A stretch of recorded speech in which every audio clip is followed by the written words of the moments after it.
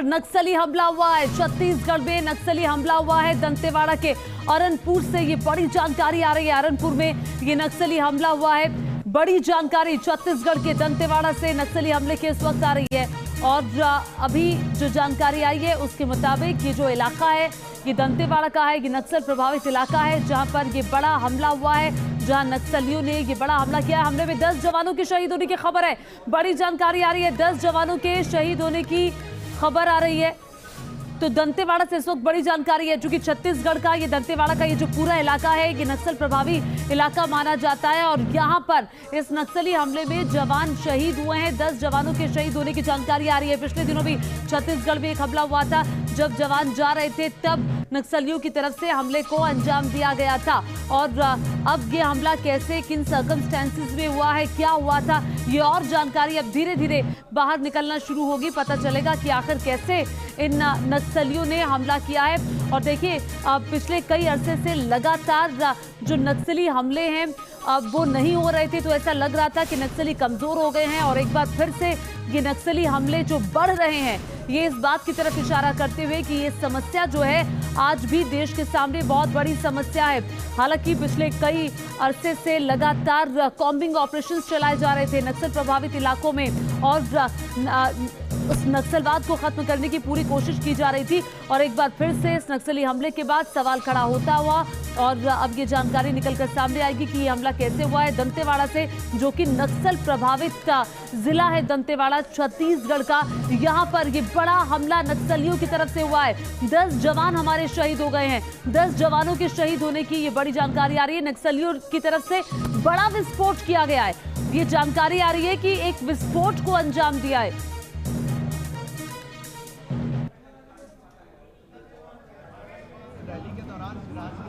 राहुल गांधी पर दर्ज करते हुए कहा है कि वो 50 साल उम्र के हैं लेकिन 5 साल की बात। अब इतनी हल्की बात शिवराज सिंह जैसे लोगों को नहीं करना चाहिए, जो 3-3, 4-4 बार और दूसरे आखिरी बार तो अभी चोरी करके बने हैं। प्रजातंत्र के चोरी करके उसकी कुर्सी की इतनी लालच थी कि बहुमत का भी सम्मान नहीं किए, जनादेश का भी सम्मान नहीं किए और विधायक चोरी करके मुख्यमंत्री बने हैं। उसको तो ऐसा सब बोलने का अधिकार भी नहीं है।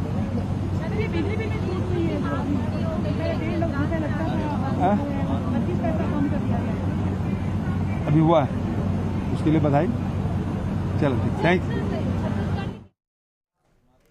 तो बड़ी जानकारी दंतेवाड़ा से आ रही है जहां पर बड़ा नक्सली हमला हुआ है। अब से कुछ ही देर पहले ये हमला हुआ है। 10 जवानों के शहीद होने की जानकारी आ रही है।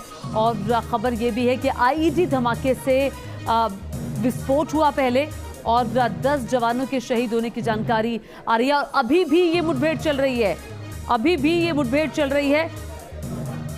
इस वक्त की बड़ी खबर आपको बता रहे हैं। आईईडी धमाके में 10 जवानों के शहीद होने की खबर और अभी भी ये मुठभेड़ जो है ये चल रही है। सुरक्षा बलों और नक्सलियों के बीच में विस्फोट हुआ है। जितेंद्र शर्मा न्यूज नेशन संवाददाता और ज्यादा जानकारी के साथ जुड़ गए।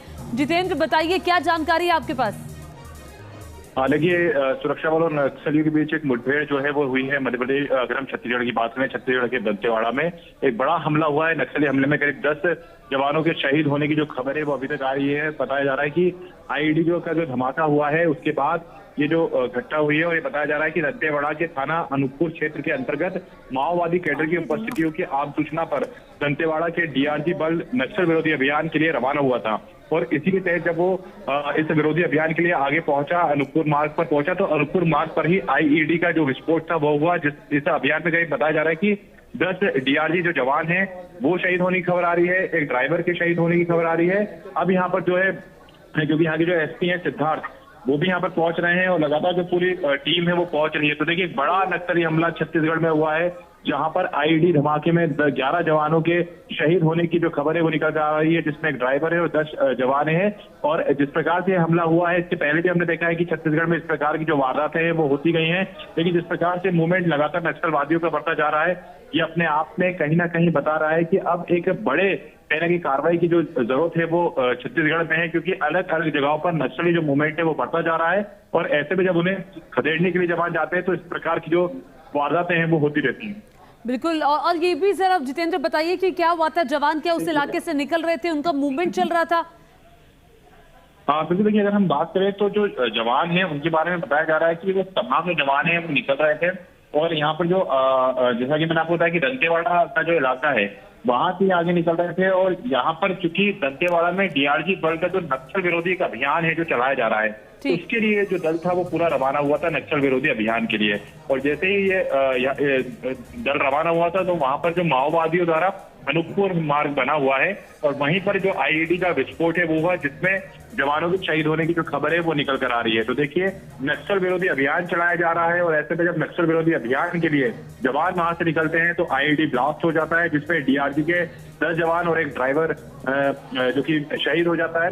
फिलहाल इस पूरे मामले में जांच भी की जा रही है, लगातार जो मॉनिटरिंग है वो की गई है। और इसके अलावा कितनी देर पहले ये हमला हुआ है?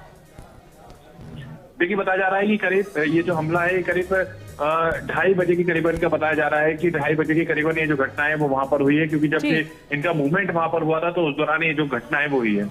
ठीक है, तो नक्सलियों के खिलाफ अभियान चलाया जा रहा था जिसको लेकर जवानों का ये मूवमेंट हो रहा था और तभी घात लगाकर नक्सलियों ने आईईडी विस्फोट किया जिसमें 11 जवान शहीद हो गए हैं, 10 जवान है, एक ड्राइवर भी थे जो उस गाड़ी को लेकर जा रहे थे और नक्सलियों को नहीं छोड़ेंगे ये कहना है छत्तीसगढ़ के मुख्यमंत्री भूपेश बघेल का। दंतेवाड़ा में बड़ा नक्सली हमला हुआ है। 2:30 बजे हमारे सहयोगी जितेंद्र बता रहे हैं कि इस हमले को नक्सलियों ने अंजाम दिया और ये जो हमला हुआ है ये हमला उस दंतेवाड़ा में हुआ है जो नक्सल प्रभावित इलाका है और पिछले कई अरसे से वहां से नक्सलियों को खदेड़ने की कोशिश की जा रही है। कई तरह के ऑपरेशन वहां पर चलाए गए हैं और इसी एक ऑपरेशन को एक ऐसा ऑपरेशन था जो नक्सलियावादियों के खिलाफ था और उसी ऑपरेशन के तहत ही जवानों का मूवमेंट चल रहा था दंतेवाड़ा में और तभी घात लगाकर बैठे इन नक्सलियों ने इस हमले को अंजाम दिया।